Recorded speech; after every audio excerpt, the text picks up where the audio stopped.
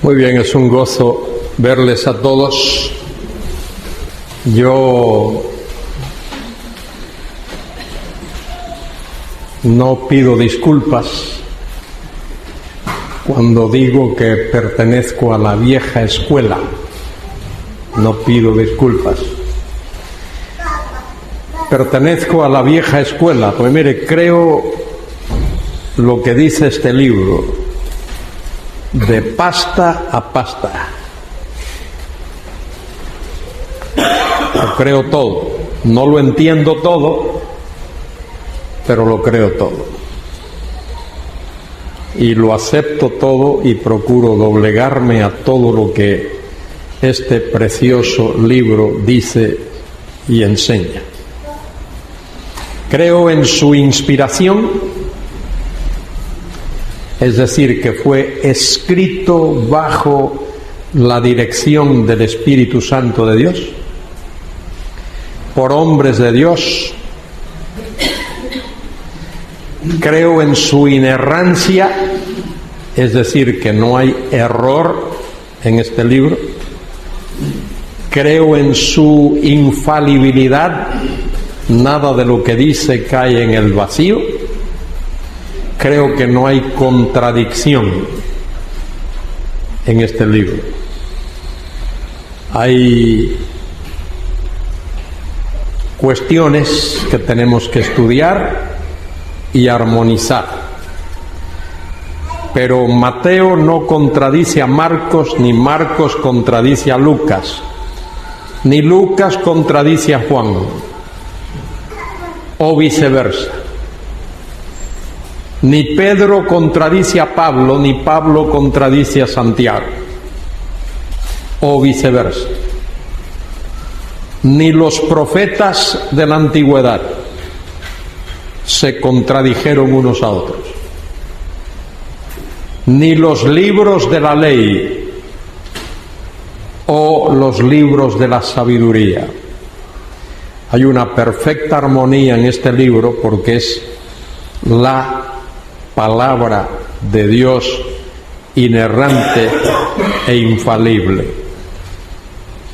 y para siempre está fija, firme, incólume en los cielos. Y esa es la palabra que creemos, que enseñamos y que predicamos. Y si no lo hacemos así, tendremos que responder delante del Señor. Y esta palabra debe de interpretarse de manera normal, natural, llana, histórico-gramaticalmente. Todo eso significa una cosa: debe interpretarse literalmente. Literalmente significa que uno toma el valor, el significado de cada palabra de las Escrituras según el autor original quiso expresarlo y darlo. No debemos de añadir, no debemos de quitar, debemos de ser fieles intérpretes de la palabra de Dios. Nuestra interpretación, si es gramatical, histórica, llana, normal, natural, debe ser objetiva. No es por lo que uno siente, no es cómo le afecta a uno por dentro, es lo que es. Yo miro esa silla y es una silla. Lo que es ese mueble no depende de cómo yo me sienta, cuáles sean mis sentimientos, cómo me afecta a mí, es lo que es. Y así es la palabra de Dios. Hoy día estamos viviendo en una etapa de subjetivismo. subjetivismo. Se le llama también existencialismo. Cada cual cree como siente y como piensa y como le parece. En la Escritura eso no tiene lugar en las Escrituras. Los hombres que interpretaron la Biblia lo hicieron normal, literal y fielmente. Y eso es aplicable a toda la palabra de Dios. Porque dice 2 Timoteo 3:16, toda la Escritura, pasagrafía, dice el griego, toda la Escritura es inspirada por Dios, soplada por Dios, tiene su origen en Dios. La palabra griega theonustos, Dios soplada, y es útil para enseñar, para redarguir, para corregir, para instruir en justicia, para que el hombre de Dios sea, dicen vuestras Biblias, perfecto, maduro, enteramente preparado para toda buena obra. De manera que por eso estamos aquí estudiando, porque creemos en la palabra de Dios. Y debo de decir algo respecto a la música, porque el último día mencioné una canción que tal como está escrita no se ajusta a lo que dice la Escritura, pero ese trocito de letra ahí se puede cambiar, porque alguien lo escribió así y no se percató tal vez de que las naciones no se van a unir como hermanas. Los creyentes sí, vamos a ir unidos como hermanos. Incluso aquellos que hoy están desunidos, el día ese van a tener que unirse, porque o se unen o se quedan, o se unen o se quedan. Y con esto de la música, una de las razones, entre otras, por la que me gusta venir aquí es por la música, porque aquí hay gente que toca unos instrumentos ahí que a mí me gustan muchísimo. Pero la música es muy importante en la iglesia, muy importante. Agradecemos mucho en la cuestión esta de los adelantos electrónicos, pero una de las cosas que no me gusta de estos adelantos electrónicos es que hace que los creyentes ahora no traigan sus himnarios, porque se les va a proyectar los himnos ahí y entonces nadie trae el himnario. El himnario ha sido el libro más cercano al creyente después de la Biblia. El libro más utilizado por los cristianos después de la Biblia ha sido el himnario. Y es importante que entendamos esta cuestión música, porque mire, hoy día el maligno se mete en las iglesias por la música, muchos no quieren cantar los himnos y no quieren leer la música, y es triste ver, yo tengo que viajar por muchos lugares del mundo y a veces tengo que tolerar lo que se toca y lo que se canta. Tengo que tolerarlo, no tengo otra opción. No voy a armar ahí una revolución en ese momento. Pero mire, hoy día hay un desorden, porque se ha cogido música pagana, música del mundo, y se le ha puesto letra cristiana. ¿Sabéis que en muchas iglesias en Norteamérica hoy lo que se canta y lo que se escucha es lo que se llama por ahí hard rock. ¿Habéis oído eso a los músicos? El hard rock. Ya ni siquiera es el rock and roll de Elvis Presley, ni de los Beatles. Ya los Beatles ahora, mira, serían enanos comparados con el rock ese de hoy día. Y eso es ese ritmo estridente, ese ritmo ininterpretable, pues no se puede interpretar, es el que se está utilizando en muchos sitios para cantar. Yo agradezco mucho otra vez el hecho de que soy de la escuela antigua, porque todavía puedo coger el himnario y cantar los himnos clásicos escritos por hombres y por mujeres, hombres y mujeres cristianos, que tenían dos cualidades importantes: sabían música y sabían teología, y unieron esas dos virtudes, la música con la teología, y se cantaba de manera que nuestro espíritu, nuestro hombre interior, nuestra alma era elevada y era edificada. Hoy no se hace eso. Hoy lo que se procura es elevar las emociones.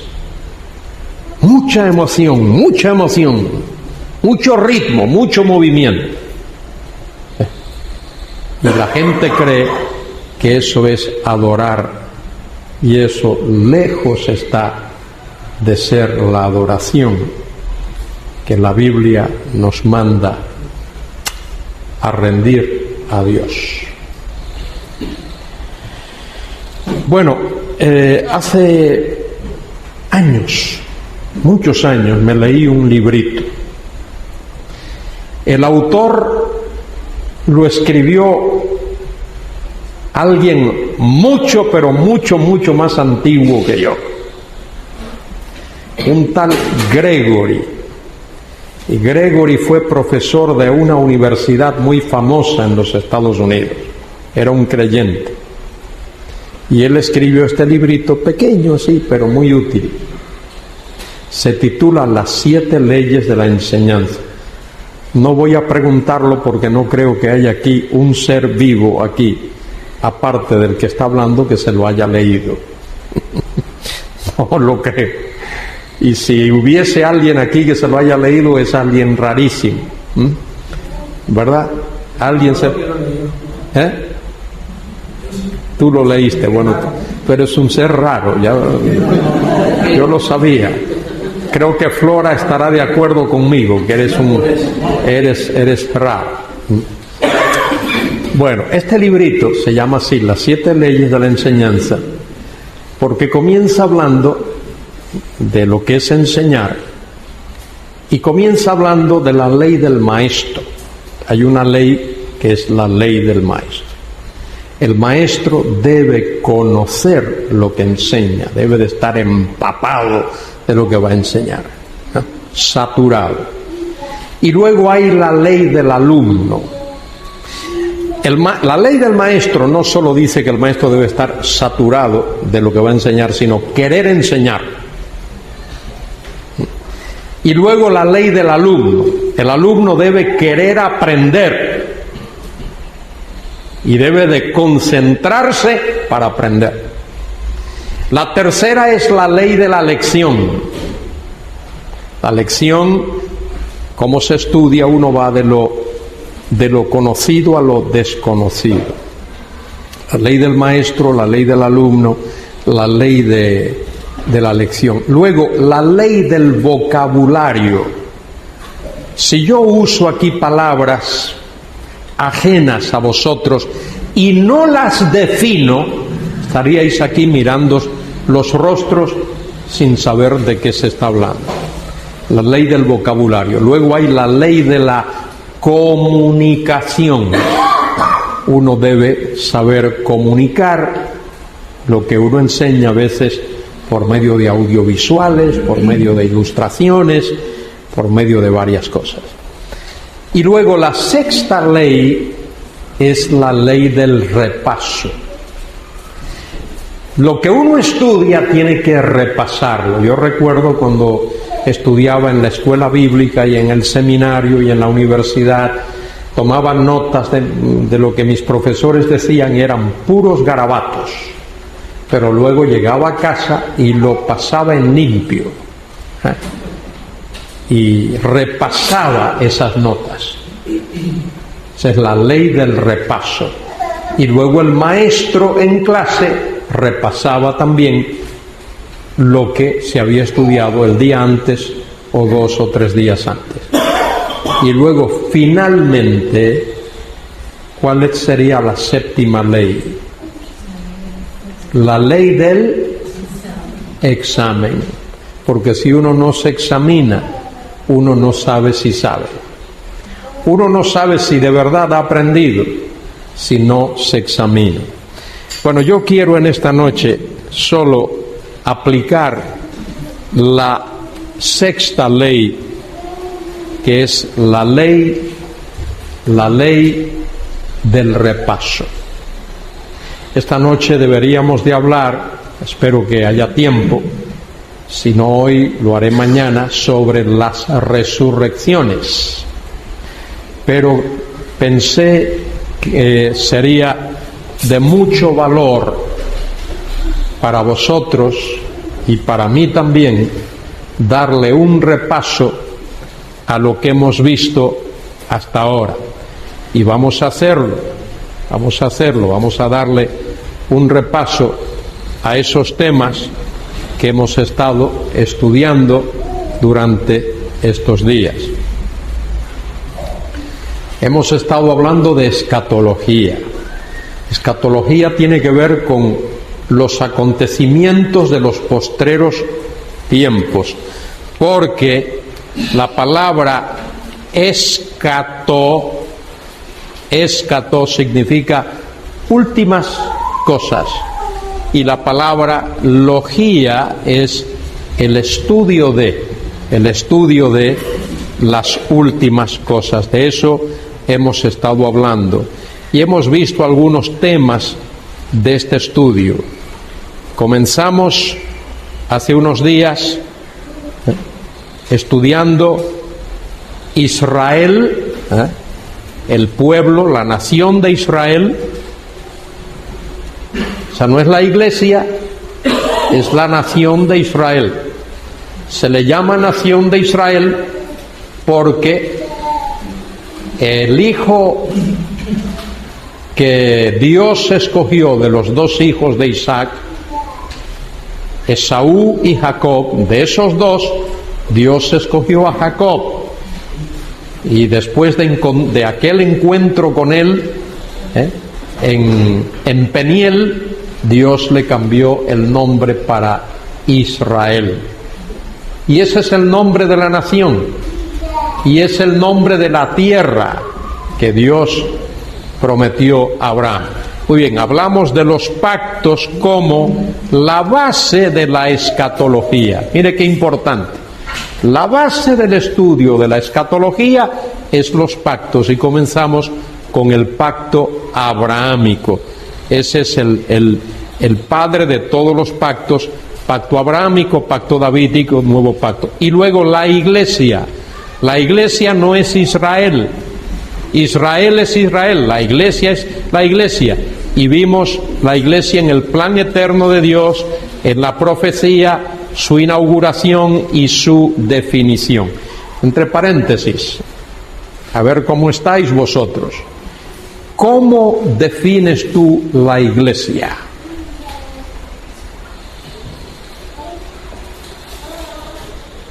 ¿Cómo la defines? Bueno, ya ese silencio vuestro ya me dice. Ah, bueno. Sí, cuerpo de Cristo, pero ¿qué quiere decir eso? Por eso di este pasaje, Efesios 3, 5 y 6. Decir cuerpo de Cristo es una de las maneras de ilustrar. Cuerpo de Cristo, rebaño de Cristo, la vid, el edificio, la esposa, esa es una manera de... Pero eso no es una definición. ¿Cuál es la definición? La definición aparece allí en Efesios 3, 5 y 6. Pablo lo llama misterio, porque era algo no revelado en el Antiguo Testamento. La iglesia, en el sentido universal de la palabra, es la realidad, el hecho de que sobre la base de la muerte y la resurrección de Cristo, sobre la base del bautismo del Espíritu Santo, todo aquel que cree en Cristo, sea judío o sea gentil, es añadido, es unido vitalmente a Cristo. De manera que la iglesia en su sentido universal es la unión tanto de judíos como gentiles por el bautismo del Espíritu Santo. Podemos decir en el cuerpo de Cristo o con Cristo, unidos con Cristo, unidos a Cristo, a partir del día de Pentecostés y hasta el día del rapto. Tenemos que aprender a definir, porque cuando definimos algo sabemos si estamos de acuerdo o no. Tú y yo nos ponemos de acuerdo si la definición tuya y la mía coinciden, si no, no vamos a estar de acuerdo. Bueno, esa es la iglesia en el sentido universal. ¿Y qué es la iglesia en sentido local? Tampoco se define eso, la gente no le presta atención y por eso hay tanto desorden. En tantas iglesias hay tanto desorden. ¿Qué es la iglesia? Es un grupo de creyentes. ¿Un grupo de creyentes? Entonces, ¿una escuela bíblica es la iglesia? ¿Un grupo de GBU es la iglesia? No, eso no es la iglesia. Eso no es la iglesia. La iglesia es un grupo de personas que han creído en Cristo, ¿vale? Que han puesto su fe en Cristo y por lo tanto han nacido de nuevo, que se reúnen sistemáticamente para adorar a Dios, para participar de la mesa del Señor, para proclamar la palabra y que se sujetan a una disciplina. Por eso cuando la gente, un grupo de creyentes, sí, pero eso no te sujeta a ninguna disciplina. La iglesia local hay que definirla porque eso nos sujeta a una disciplina. Muy bien, hemos hablado de eso y también hemos hablado del pacto abrámico. Vamos a darle un repasito a esto rápidamente. Esos son los pasajes clásicos del pacto abrámico. Génesis 12, Génesis 13, Génesis 15, Génesis 17, Lucas 1, versículos 72 en adelante, Hechos 3, 25, Hechos 7, 8. En todos esos pasajes se menciona el pacto abrahámico. Y luego el pacto mosaico. Esos son los pactos bíblicos de los que hablé. El pacto mosaico no reemplaza el pacto abrahámico. Como dice Pablo en Gálatas, el pacto mosaico, el pacto de la ley de Moisés, fue dado paralelamente con el pacto abrahámico, porque en ese pacto Dios manifiesta el pecado de su pueblo y cómo el pueblo puede andar a la luz de lo estipulado por Dios. Éxodo 12 a Deuteronomio 34, todo eso tiene que ver con el pacto abrahámico. Éxodo 19, 8, el pueblo se comprometió. Todo el pueblo respondió ahora y dijo, todo lo que Jehová ha dicho, eso haremos. Ahora, ¿cuál es la gran diferencia entre el pacto abrahámico y el pacto mosaico? Mire, eso es para contestarlo así, después de haber hablado tanto. El pacto abrámico es incondicional, el pacto mosaico es condicional. Esas preguntas es para uno tenerlas ahí, en la punta de la lengua y soltarlas, no para pasarse uno 10 minutos pensando a ver lo que es, no. Después de todo lo que se ha dicho, pues es para uno poder contestarlo enseguida. Luego el pacto davídico. El pacto davídico es una rama del pacto abrahámico, porque en el pacto abrahámico, capítulo 17 de Génesis, Dios le dice a Abraham: reyes saldrán de tus lomos. Y el pasaje fundamental del pacto davídico, segundo de Samuel 7, 12 al 16, y también el Salmo 89. Los preceptos de ese pacto: David tendría un hijo aún no nacido que le sucedería en el trono y establecería su reino. Ese hijo fue Salomón, que edificaría el templo en lugar de David. Dios no le permitió a David hacerlo a causa de, bien sabéis, del hecho de que David había pecado. El trono de su reino sería estable para siempre, y el trono no le sería quitado a Salomón, aun cuando sus pecados justificasen el castigo. La casa de David, el trono y el reino serían estables para siempre. Esos son los preceptos del pacto davídico. ¿Y qué clase de pacto es el pacto davídico? Incondicional. Dios promete que ese pacto sería cumplido. Y fíjense si es así. A pesar de todos los pecados de los descendientes de Abraham a través de Isaac, de Jacob y de David, cuando llegamos a los evangelios, se habla de ese reino. Y hemos mencionado el pasaje de Lucas: concebirás y darás a luz un hijo, este será grande, será llamado Hijo del Altísimo, y el Señor Dios le dará el trono de David su padre, y reinará sobre la casa de Jacob para siempre. Ahora también habrá un pacto nuevo. Ese pacto nuevo, he dicho ya, fue inaugurado por el Señor Jesucristo en el aposento alto la noche antes de ir a la cruz. Pero ese pacto está estipulado en Jeremías 31, 27 al 30, y también en Jeremías 20, 8 y 9, y también en Jeremías 31, 33 concretamente, y también en Isaías 59, 20 y 21, y hay varios pasajes más, Romanos 11, 26 y 27, y también, como sabéis, en Hebreos capítulo 8, allí se menciona ese pacto nuevo.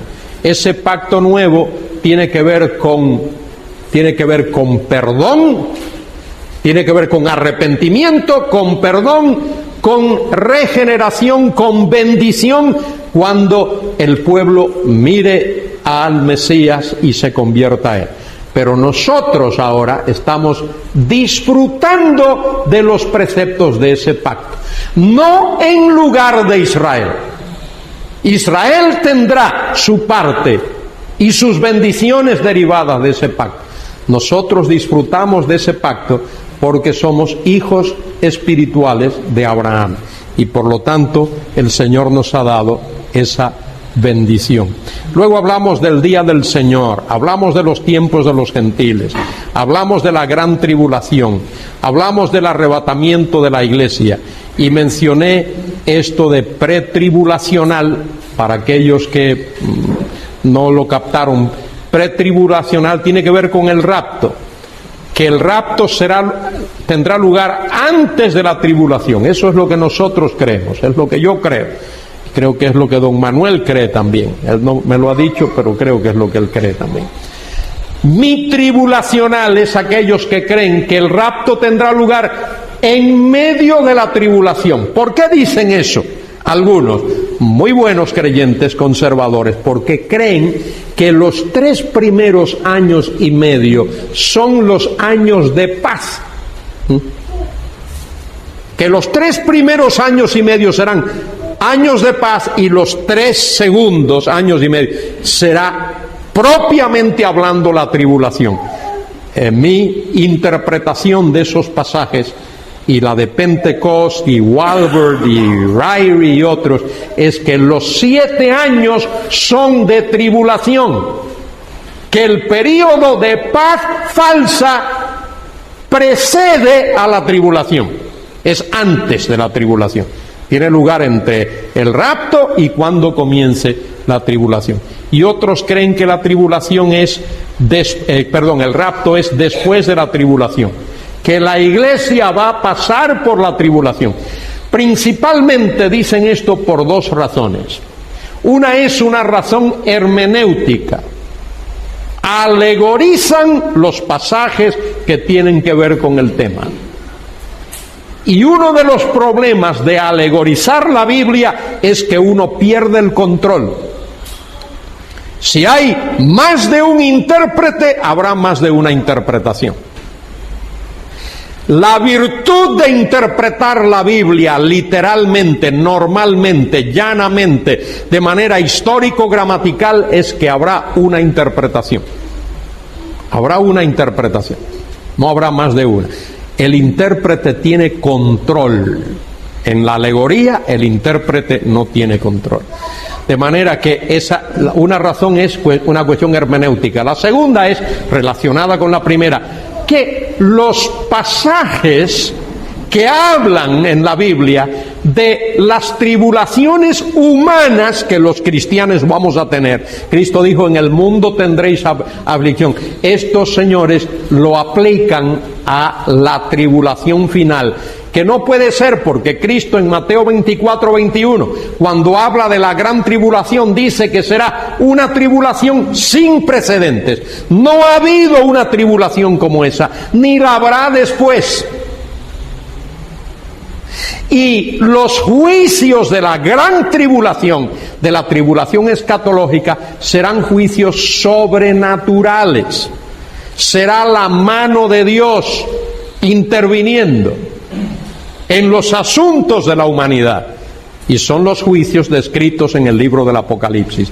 En el libro del Apocalipsis hay 3 series de juicios. Juicio de los sellos, juicio de las trompetas, juicios de las copas. Y esos juicios son consecutivos, no simultáneos. Y esos son los juicios que tienen que ver con la gran tribulación. Muchos de esos juicios preceden la venida de Cristo. Los de los sellos y los de las trompetas. Los juicios de las copas son simultáneos con la venida de Cristo a la tierra. Y luego algunos creen en un arrebatamiento parcial. Por ahí circuló hace muchos años los libros de Watchman Nee. No sé si hay alguien aquí que leyó En la vida cristiana normal, la iglesia normal, siempre usándola. Y Watchman Nee, que vivió en un periodo difícil, cuando los cristianos eran muy perseguidos en la China, él pensaba que solo los buenos creyentes, los que estén en comunión con el Señor en ese momento, serían arrebatados. Eso es una especulación, porque después del rapto, como sabéis, habrá el tribunal de Cristo, donde las obras de los creyentes serán examinadas. Muy bien, hablamos del día del Señor. El día del Señor en su aspecto escatológico. Hay un día del Señor que se define en su aspecto histórico. Y juicios que Dios traía sobre el pueblo de Israel. A veces se le llamaba el día del Señor, pero era siempre con miras como una ilustración de lo que vendría mucho después. La definición en el sentido escatológico es que se refiere a la intervención sobrenatural de Dios en los postreros tiempos. En el Antiguo Testamento se usa la expresión el día de Jehová. Equivale al día de Jehová en el Antiguo Testamento. La primera vez que se usa es en Amós 5:18. Y luego estos pasajes en Joel, en Sofonías, hay algunas referencias también en el libro de Isaías. Y en el Nuevo Testamento es el día del Señor. En el Antiguo Testamento, día de Jehová, porque Jehová equivale a Señor. En el Nuevo Testamento es el día de 1 Tesalonicenses, capítulo 1, aquí debe ser versículo 10, creo que es. Y luego 2 Tesalonicenses 2, del 1 al 3, 2 de Pedro 3:10 y Apocalipsis 1:10, cuando Juan tiene aquella visión, dice Juan que él estaba en el día del Señor, en espíritu. El Señor trasladó a Juan a una situación en la que él vio todo lo concerniente al día del Señor. Los juicios de la tribulación, la venida en gloria de Cristo y el reino del Señor, y más allá todavía, la creación de los nuevos cielos y la nueva tierra.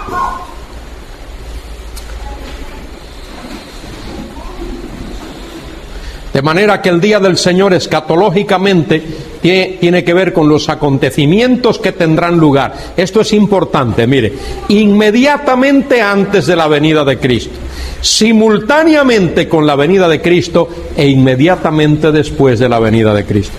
Inmediatamente antes son las señales de la gran tribulación, esos juicios de la tribulación.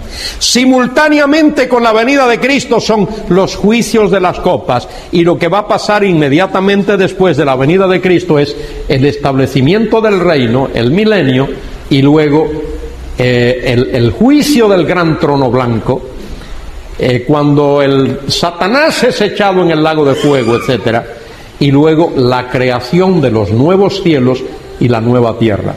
Dios va a crear nuevos cielos y una nueva tierra. A veces los cristianos hemos pensado el cielo y nos hemos imaginado el cielo como algo así un poco, pero el cielo será para nosotros la nueva tierra que el Señor va a crear. Y en esa nueva tierra, afincada en esa nueva tierra, ahí estará la nueva Jerusalén, la ciudad que el Señor fue a preparar, esa que se describe en Apocalipsis, capítulo 21.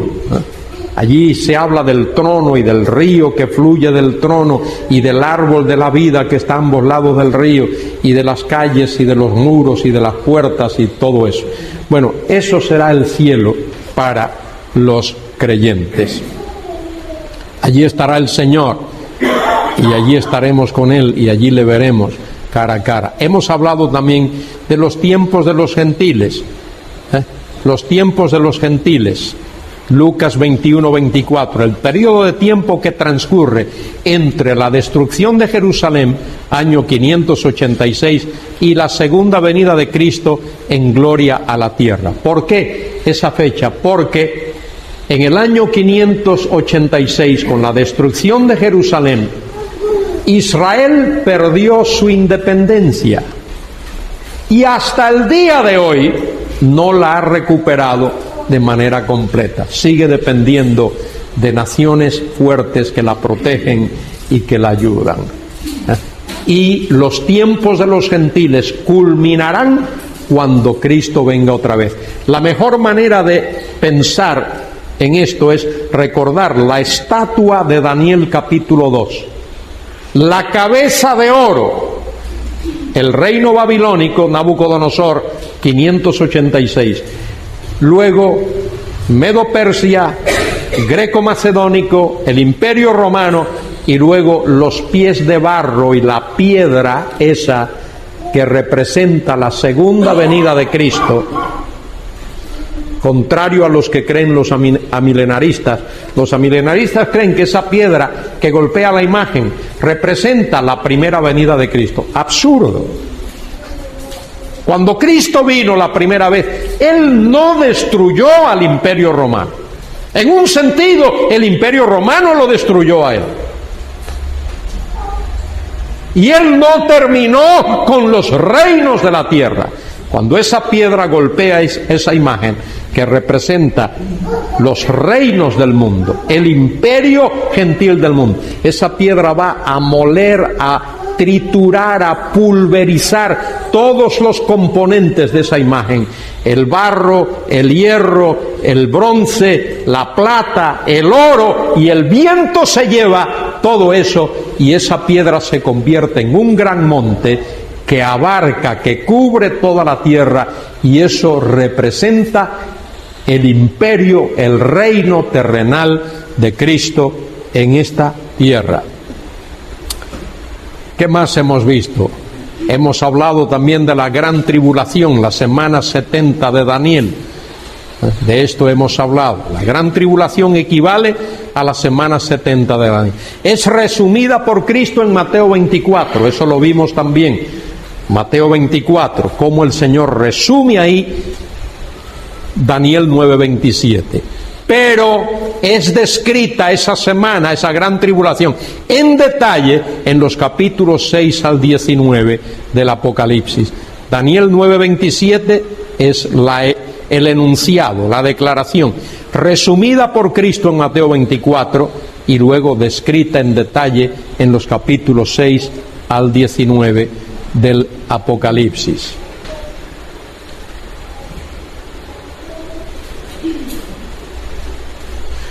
La gran tribulación concierne primordialmente a la nación de Israel, que rechaza al Mesías que le fue ofrecido. Jeremías 37. Jeremías 37 es un tremendo versículo. Habla de tiempo de angustia para Jacob. A ver, pregunto, quiero una respuesta rápida, contundente. ¿Por qué la gran tribulación concierne primordialmente a Israel? Rechazar al Mesías.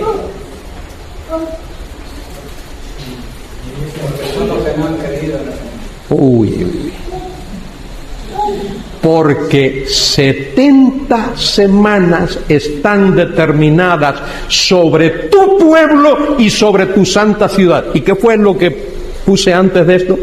Que la gran tribulación es ¿cuál semana? Y hasta que no se cumplan las 70 semanas, no habrá bendición para Israel. De manera que, ¿por qué concierne primordialmente a Israel? Bueno, por su rechazo del Mesías, que se le ofreció cuando él vino. Pero ¿qué pasó? Ahí se cumple la semana 69. Falta una semana, la semana número 70. Muy importante recordar eso, hermano. Y también concierne a los gentiles. ¿Por qué? Porque los gentiles han rechazado el mensaje del Evangelio y han decidido seguir al anticristo. Apocalipsis 3:10. Dice el Señor a la iglesia en Filadelfia: por cuanto has guardado la palabra de mi paciencia, ¿qué? Yo también te guardaré de...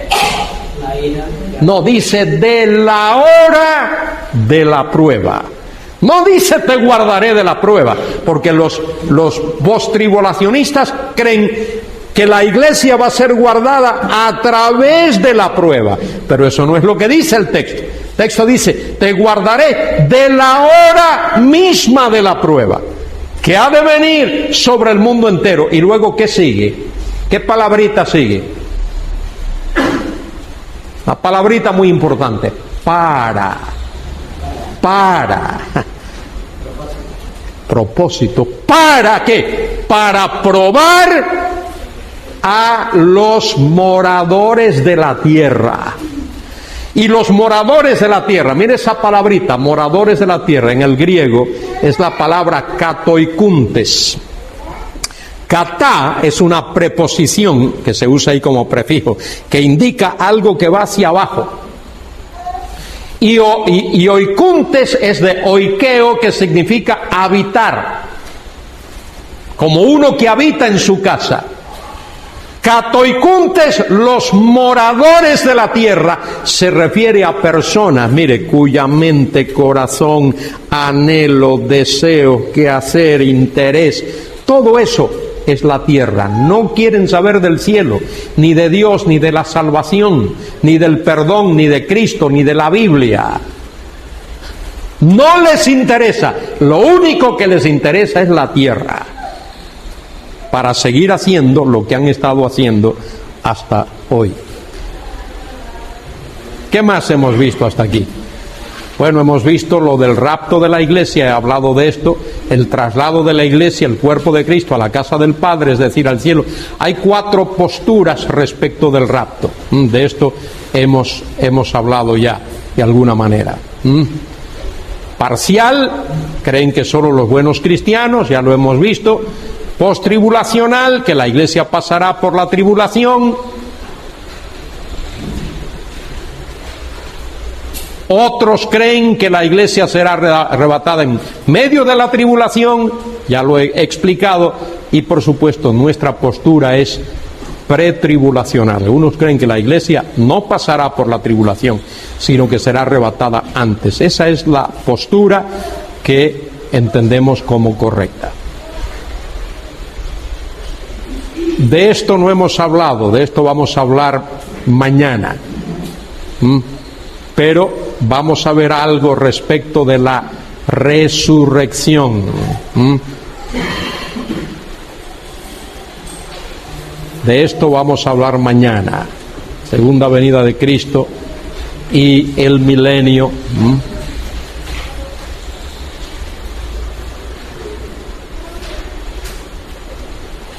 Mañana vamos a ver qué es el milenio, el reinado del Mesías en la tierra, los pasajes bíblicos que hablan de esto, y vamos a hablar de las posturas teológicas, el amilenarismo. De esto he mencionado algo.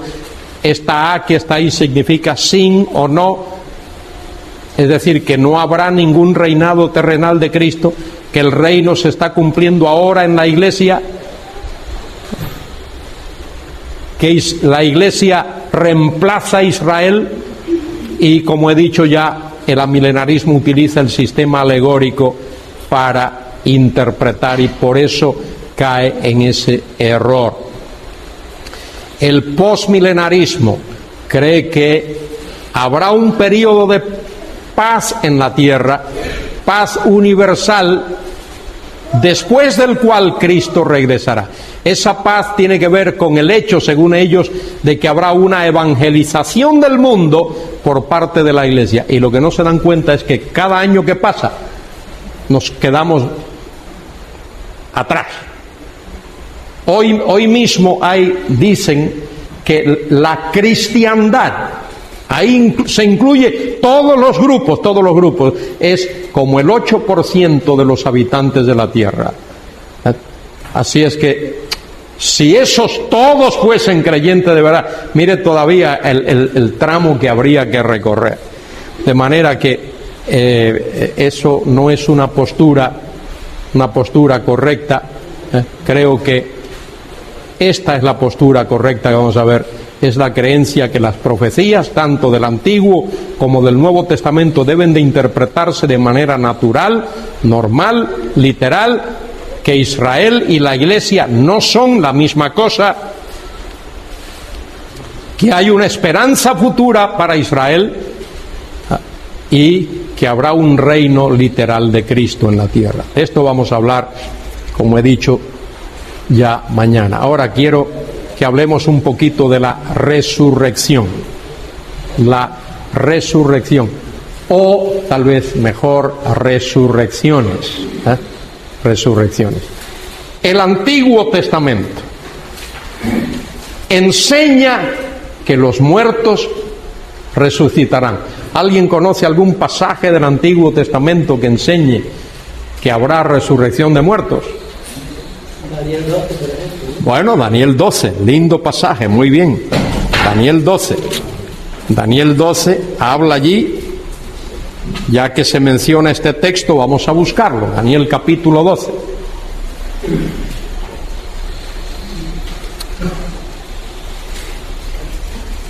Verso 2. Y muchos de los que duermen en el polvo de la tierra serán despertados, unos para vida eterna y otros para vergüenza y confusión perpetua. Ahí está el versículo. ¿Qué deducen los amilenaristas de ese versículo? Si alguien ha leído algo de esto. la resurrección, ¿no? Para todos. Muy bien, que habrá una resurrección universal. Yo veo que aquí muchos a lo mejor tienen un comentario que yo escribí que se llama Daniel y el reino mesiánico, pero los que lo tienen creo que no se lo han leído. Cuando vaya a vuestra casa voy a ver cuánto de polvo tiene. El amilenarista entiende, interpreta, deduce de ese versículo que habrá una resurrección universal. ¿Alguien me puede explicar por qué esa interpretación no es correcta? Basado en ese versículo, que no me busque otro, basado en ese versículo. La segunda parte que no será para de confusión. Perfecto, entonces no es una resurrección para todos, ¿no? A ver, ¿cuál es la respuesta a esa pregunta? Esa es la clave. Esa es la clave. ¿Qué dice el texto? Muchos. Si tú estás pensando matemáticamente, yo estudié matemática en la general básica y en el bachiller. Aquel año, cuando estudié, eran 4 años fuertes de bachillerato que había que estudiar. Matemáticas, había que estudiar álgebra y trigonometría y geometría y todas esas cosas. Muy bien, a ver una cosa. Dice el texto, muchos. ¿Qué es más? ¿Todos o muchos? Todos. Entonces, si tú estás haciendo una operación matemática, tú pones todos, debajo pone menos muchos, ¿y cuál es el resultado? El resto, algunos, el resto, los que quedan, y eso es lo que el versículo está diciendo. Mire qué sencillo es el texto, no es tan complicado. Dice, muchos de los que duermen en el polvo de la tierra serán despertados, muchos sustraídos de la totalidad. La totalidad está muerta, enterrada. De esos que están enterrados, muchos son resucitados, pero el resto queda en el sepulcro. ¿Me entendéis? ¿Me seguís? Vamos a leer el resto. Polvo de la tierra. Unos, esos que son resucitados, esos muchos, para vida eterna. Los que se han quedado, que no fueron resucitados, esos para vergüenza y confusión perpetua. Porque esos que no son resucitados, cuando los muchos sean resucitados, serán resucitados ¿cuándo? ¿Cuándo? ¿Cuándo? En el trono blanco, el juicio, el gran juicio del trono blanco, Apocalipsis 20 del 11 al 15. Ahí es cuando resucitan esos. ¿Y para qué resucitan? Para vergüenza y confusión perpetua. Porque así como cuando el rapto tenga lugar, todos los que comparecen delante del tribunal de Cristo, todos son creyentes, los que comparezcan delante del gran trono blanco, todos son inconversos.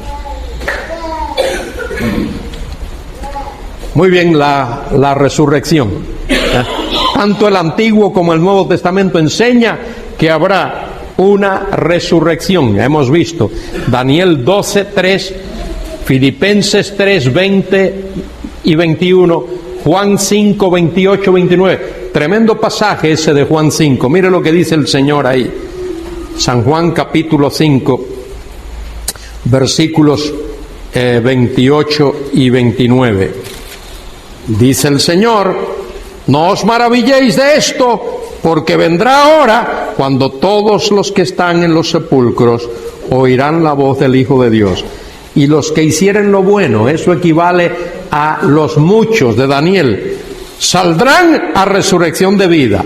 Mas los que hicieron lo malo, eso es los que quedan hasta el final, a resurrección de condenación. De manera que ahí está el texto, ahí está el texto.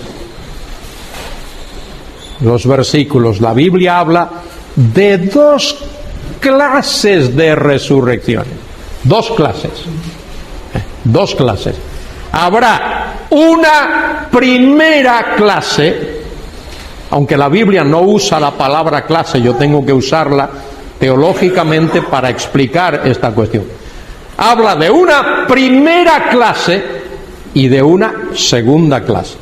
Primera clase porque, como acabamos de leer ahí en San Juan 5:28, es resurrección para vida. Esa sería primera clase. Pero la primera clase de resurrección es en etapas.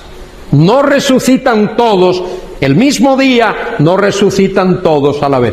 Esto lo explica Pablo en 1 Corintios capítulo 15. Habla de, creo que es versículo 24. Dice Pablo allí, en su orden. Mire lo que dice allí Pablo, en su orden. Dice, versículo 23. Pero cada uno en su debido orden. Y esa palabra que ahí se traduce orden, tagma en el griego, orden, es como rango, es la palabra rango, como en el ejército, ahí, rango. Bueno, esa es la palabra que se utiliza ahí, orden. Y él va a describir luego cómo será ese orden, cómo será ese orden. La primera clase de resurrección, esta es para vida, se realizará en etapas. Resurrección de Cristo, Él es el primero en la resurrección, lo que dice el texto. Luego, resurrección de la iglesia, los que son de Cristo en su venida. Todo eso es primera resurrección. ¿Por qué es primera resurrección? Porque es para vida, es para el cielo, es para la gloria, es para felicidad eterna. Y luego, la resurrección de los santos del Antiguo Testamento, eso tendrá lugar al principio del milenio. Antes de que se inaugure el milenio, habrá esta resurrección de santos del Antiguo Testamento. Probablemente a eso es a lo que Daniel 12:2 se refiere. Y luego, la resurrección de los mártires de la tribulación. Hay mártires de la primera mitad y de la segunda mitad de la tribulación. La resurrección de esos mártires también será primera resurrección. De manera que esto se refiere a primera clase de resurrección. ¿Por qué? Porque es para vida, para vida. Todo lo que es resurrección para vida es primera clase de resurrección.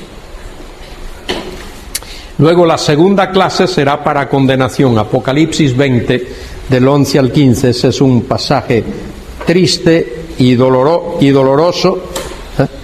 Apocalipsis 20, del 11 al 15, dice allí el apóstol: y vi un gran trono blanco, el que estaba sentado en él, de delante del cual huyeron la tierra y el cielo, y ningún lugar se encontró para ellos.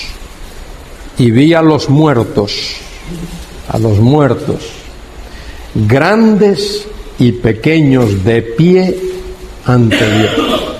De pie porque van a recibir la sentencia. Cuando el juez va a dictar sentencia, el reo tiene que ponerse en pie. Y los libros fueron abiertos, los libros, plural. Y otro libro fue abierto, el cual es el libro de la vida. ¿Por qué el libro de la vida? Para que los que están ahí vean que sus nombres no están inscritos en ese libro. ¿Y por qué no están inscritos? Porque no creyeron. Murieron sin haber creído. Murieron en sus pecados. Y por lo tanto, ahí están. Otro libro fue abierto, el cual es el libro de la vida. Y los muertos fueron juzgados los muertos por las cosas que estaban escritas en los libros según sus obras. De manera que esos libros son los libros de las obras de esos que comparecen allí. Todo eso tenemos que entenderlo, que Juan está utilizando ese vocabulario para que nosotros podamos entender. Cuando un reo comparece delante de un juez, cuando una persona, voy a quitar la palabra reo, cuando una persona comparece delante de un juez, esa persona es culpable o inocente. El juez, ningún juez hace a alguien culpable o inocente. El juez no hace eso. El juez examina las evidencias, lo que tiene ahí escrito, los datos, las pruebas, lo que está escrito. Y entonces, sobre esa base, el juez declara que esa persona es culpable o que esa persona es inocente. Las cosas que están escritas en los libros según sus obras. Y evidentemente, como he dicho ya, todos estos que comparecen aquí son culpables. Dice, fueron juzgados los muertos por las cosas que estaban escritas en los libros según sus obras. Y el mar entregó los muertos que había en él. Gente que ha muerto, que ha ido a parar al mar. La muerte y el Hades entregó los muertos que había en ellos. La muerte y el Hades. El Hades es el sitio donde van los muertos. Y la idea ahí es que habrá una resurrección incluso para aquellos que han muerto sin Dios, sin Cristo.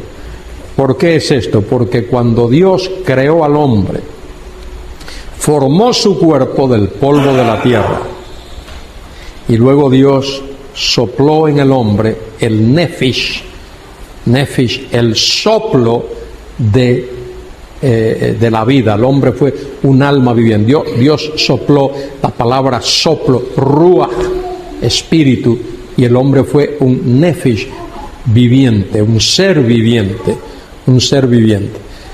El hombre no es solo espíritu o solo cuerpo.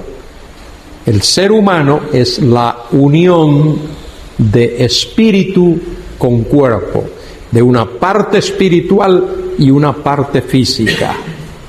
Y es por eso que habrá una resurrección, tanto para nosotros los creyentes, como para aquellos que no son creyentes, que también van a resucitar. Dice, entregaron los muertos que había en ellos y fueron juzgados, cada uno según sus obras. Importante eso, cada uno. No es juicio colectivo. La gente hoy, la sociedad tiene la culpa, el gobierno tiene la culpa, las naciones no sé qué tienen la culpa. Dios va a juzgar a cada uno. Cada cual es responsable delante de Dios, según sus obras. Y la muerte y el Hades fueron lanzados en el lago de fuego. Esta es la muerte segunda. La muerte segunda. Yo no he logrado todavía desentrañar bien eso. Pero yo me pregunto si uno de los sufrimientos grandes que habrá en el infierno, en el lago de fuego, cuando dice ahí la muerte segunda, es que después de haber resucitado y de haber sido juzgados, esos que son lanzados en el lago de fuego van allí sin cuerpos. Y uno de los pesares de ellos es el hecho de no tener cuerpo. Eso es una lucubración, una especulación de mi parte. No tengo manera de probarlo. Pero a veces he pensado en eso, porque el ser humano necesita un cuerpo. Necesita un cuerpo.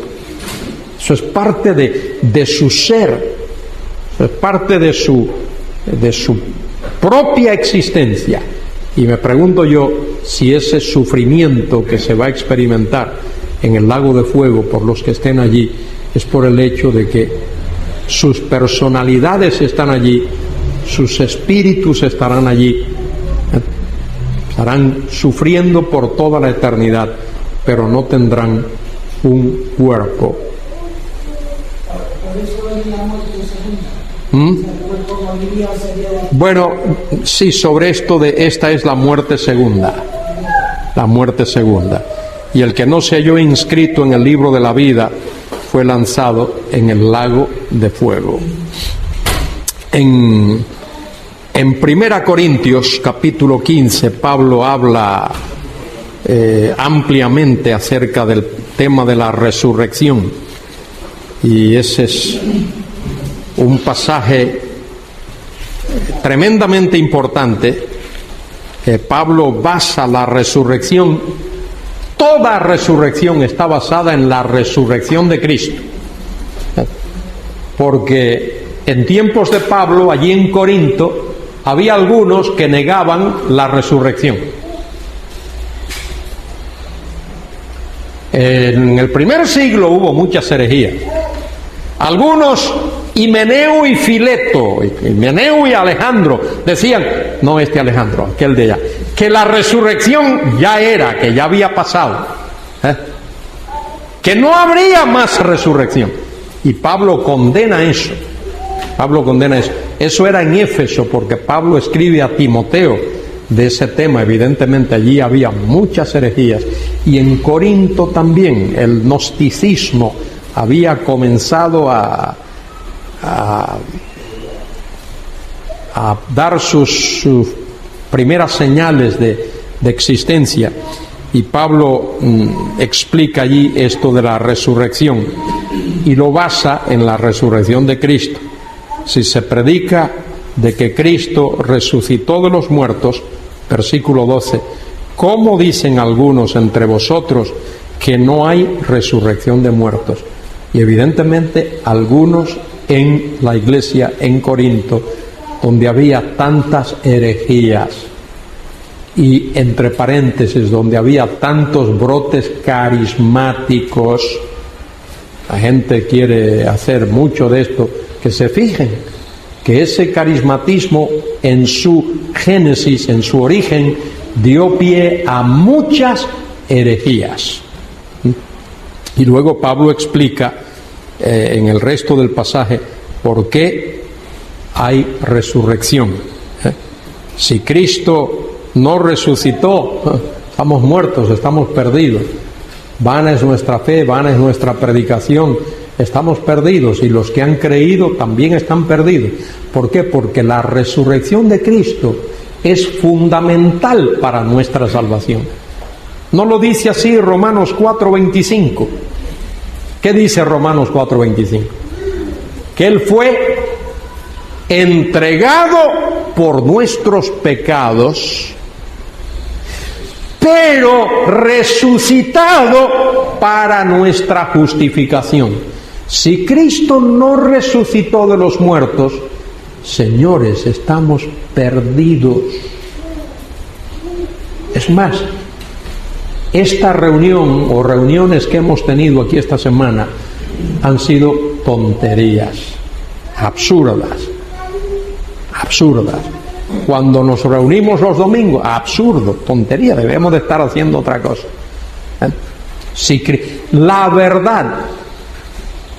La verdad fundamental, imprescindible de la fe cristiana, ¿cuál es? ¿Cuál es? 2 palabras: Cristo vive. Eso es. Esa es la verdad fundamental de la fe cristiana. Cristo vive. Ahora, Pablo explica aquí más adelante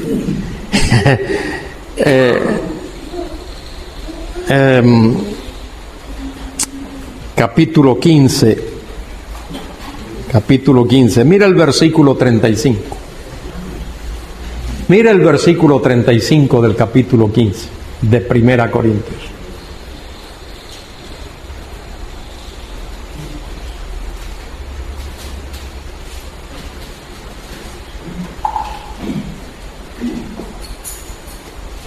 Lo leo. Pero dirá alguno: ¿cómo resucitarán los muertos? ¿Con qué cuerpo vendrán? ¿Y qué respuesta le da Pablo? Mira la primera palabra del versículo siguiente. ¿Qué le dice Pablo? necio. Ponte a hacer preguntas tontas. Y Pablo te va a decir muchas veces, necio. Ahí está el versículo, siempre ha estado ahí, hermanos, ahí, de ahí nunca se ha apartado, de ahí no ha salido, desde que tengo una Biblia, ese versículo está ahí. Dice Pablo, necio.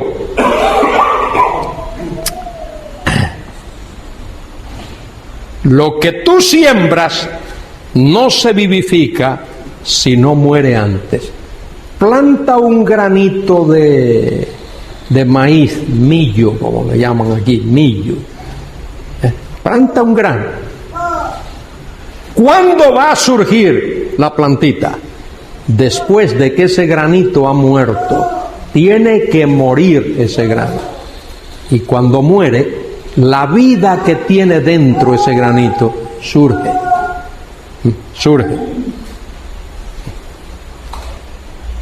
Y lo que siembras no es el cuerpo que ha de salir, sino el grano desnudo, ya sea de trigo o de otro grano. Pero Dios le da el cuerpo como Él quiso, y a cada semilla su propio cuerpo. No toda carne es la misma carne, sino que una es la de los hombres, otra carne es de las bestias, otra de los peces, otra de las aves. Y hay cuerpos celestiales y cuerpos terrenales. El cuerpo que nosotros tenemos ahora es un cuerpo terrenal. Este cuerpo que tenemos ahora solo sirve para la tierra. Miren los astronautas cuando van por ahí, tienen que ponerse todo ese... No pueden ir como vamos nosotros, no pueden salir, tienen que ir vestiditos de trajes de astronautas, porque este cuerpo está hecho para esta tierra. Hay cuerpos celestiales y cuerpos terrenales, pero una es la gloria de los celestiales y la otra de los terrenales. Una es la gloria del sol, otra de la gloria de la luna, otra la de las estrellas. Pues una estrella es diferente a otra en gloria. Así también es la resurrección de los muertos. Se siembra en corrupción, resucitará en incorrupción. Se siembra en deshonra, resucitará en gloria. Se siembra en debilidad, resucitará en poder. Se siembra cuerpo animal, cuerpo psíquico, cuerpo animal, resucitará cuerpo neumáticos, cuerpo espiritual. Yo no he puesto ese versículo ahí. Ahora tenemos un cuerpo que es para esta tierra, para este mundo. Pablo le llama un cuerpo animal en el sentido de que es el cuerpo que está preparado para este medio. Pero un día tendremos un cuerpo espiritual. Ahora estamos hechos de una sustancia material. Un día Dios nos va a dar un cuerpo que estará hecho de una sustancia espiritual, un cuerpo apto para el cielo, para la eternidad, para estar en su presencia. Se siembra cuerpo animal, resucitará cuerpo espiritual. Hay cuerpo animal y hay cuerpo espiritual. Así también está escrito, fue el primer hombre, el Adán del Génesis 1 y 2 y 3, Adán, alma viviente. Dios sopló en sus narices el ruaj de la vida y fue el hombre un ser viviente. Dice ahí un alma viviente. El postrer Adán, que es Cristo, espíritu vivificante. Mas lo espiritual no es primero, sino lo animal, luego lo espiritual. El primer hombre es de la tierra, terrenal. El segundo hombre, que es el Señor, es del cielo. Cual el terrenal, también los terrenales. y cual el celestial, tales también los celestiales. Un día tendremos un cuerpo, como dice Pablo allí en Filipenses 3, 20 y 21, dice, porque nuestra ciudadanía, la palabra que aparece allí, dice el griego polituma, ahí viene la palabra política, o viene la palabra comunidad, como la comunidad británica. Nuestra ciudadanía está en los cielos. ¿De dónde? No de los cielos, sino de polituma. Ese es el sujeto, el antecedente de esa palabra, el antecedente.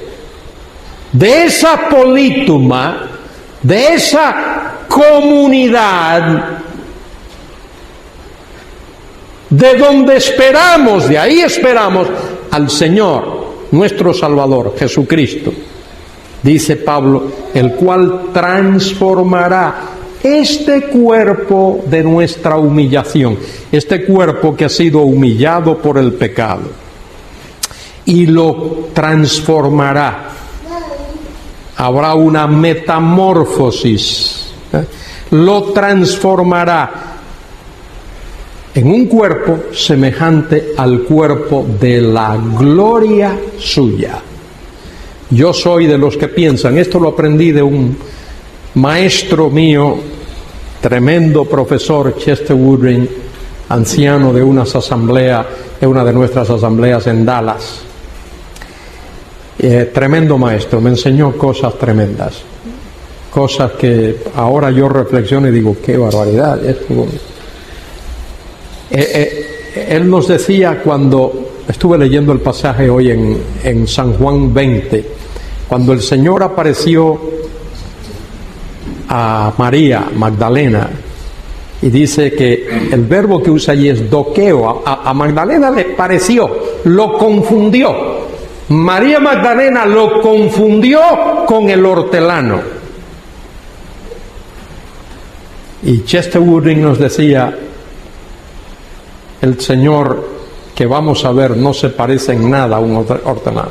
No habrá manera de confundirlo. Y efectivamente, si uno lee Apocalipsis 1, donde es descrito de cabeza a pies, no hay manera que se pueda confundir con un hortelano. Y su idea era una sugerencia, y yo creo que tiene mucha razón. Esto no es para que alguien lo tome dogmáticamente, que entre la ascensión a la gloria y su sentarse, por así decir, a la diestra del Padre, el Señor recibió el cuerpo de su gloria, el cuerpo de la gloria suya, que no es exactamente el cuerpo con el cual Él resucitó de los muertos. Es el cuerpo de Él que nosotros vamos a ver, que se describe allí en Apocalipsis capítulo 1.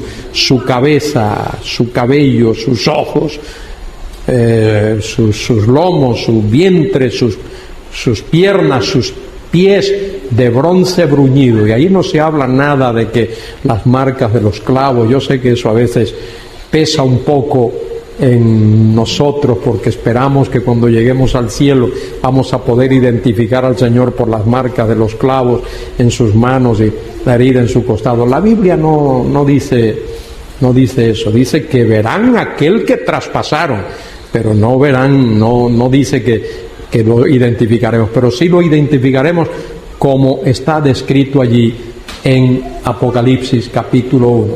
Entre paréntesis, si os fijáis, con esto voy a terminar por hoy, si os fijáis, todas las veces, tanto en el Antiguo Testamento como en el Nuevo Testamento, ya con esto lo vamos a ver mañana, tanto en el Antiguo como en el Nuevo Testamento, todos los que han visto al Señor, todos, Moisés, Isaías, todos los que han visto al Señor, Daniel, han caído al suelo como muertos.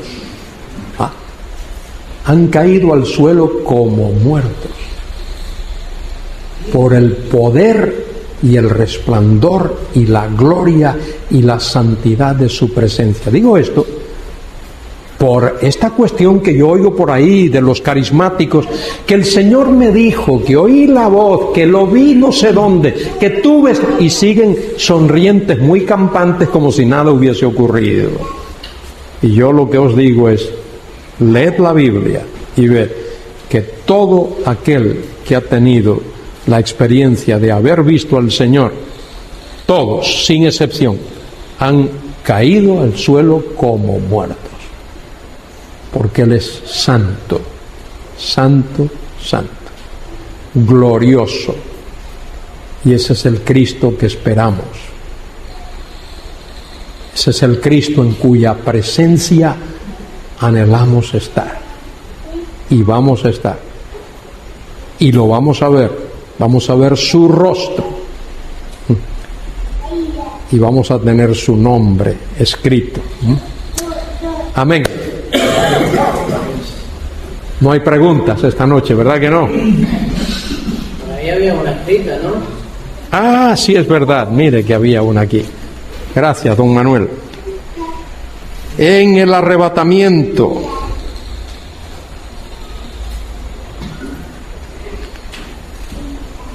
¿qué dirán los que se queden aquí abajo?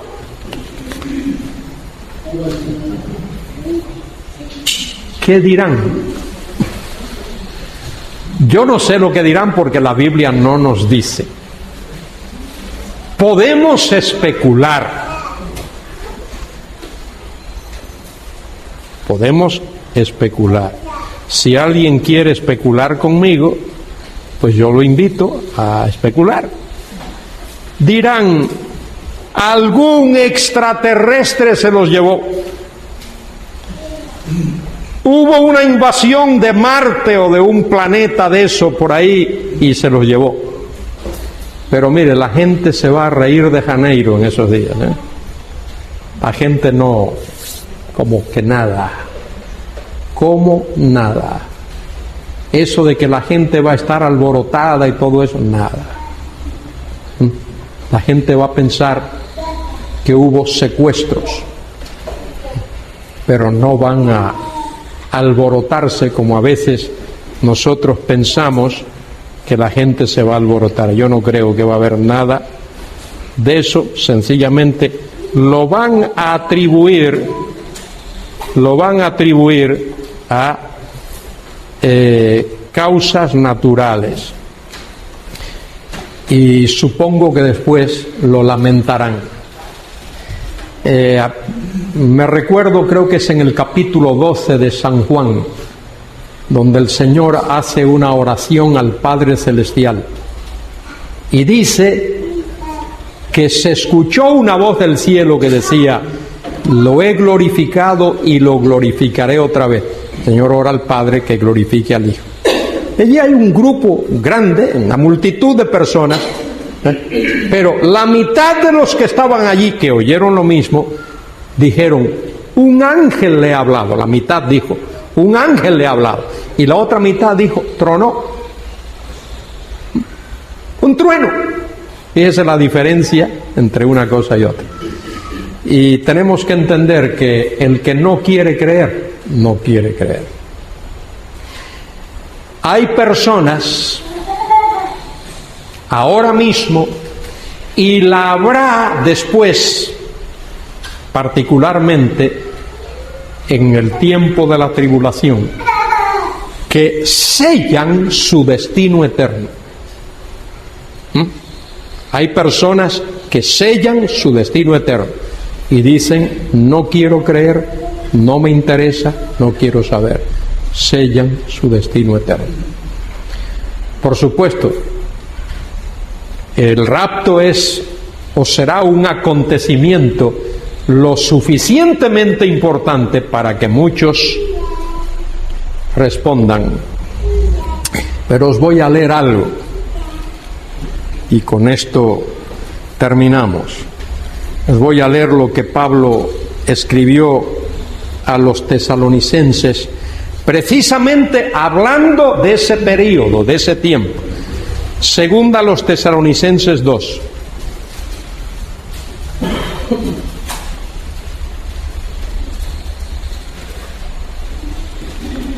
Dice, versículo 8, entonces se manifestará aquel inicuo, a quien el Señor matará con el espíritu de su boca y destruirá con el resplandor de su venida.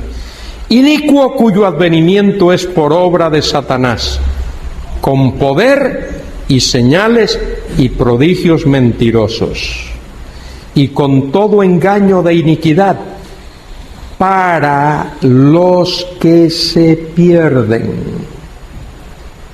Mire eso, todo engaño de iniquidad para los que se pierden. Pregunta, ¿por qué se pierden los que se pierden? Mire lo que dice el texto.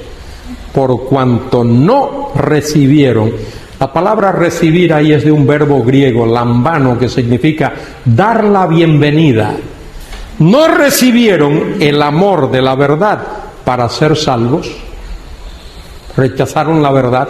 Cuando tú rechazas la verdad, ¿qué te queda? La mentira. Si rechazas la luz, ¿qué te queda? Las tinieblas. Si rechazas el perdón, ¿qué te queda? La condenación. No hay otra opción. Y dice el versículo 11, por esto, por haber rechazado el amor de la verdad para ser salvos, por esto Dios les envía un poder engañoso para que crean la mentira. La mentira se refiere al mismo Satanás, para que crean la mentira, a fin de que sean condenados todos los que no creyeron a la verdad, sino que se complacieron en la injusticia. Al principio de esta conferencia hablé de los moradores de la tierra, los catoicuntes.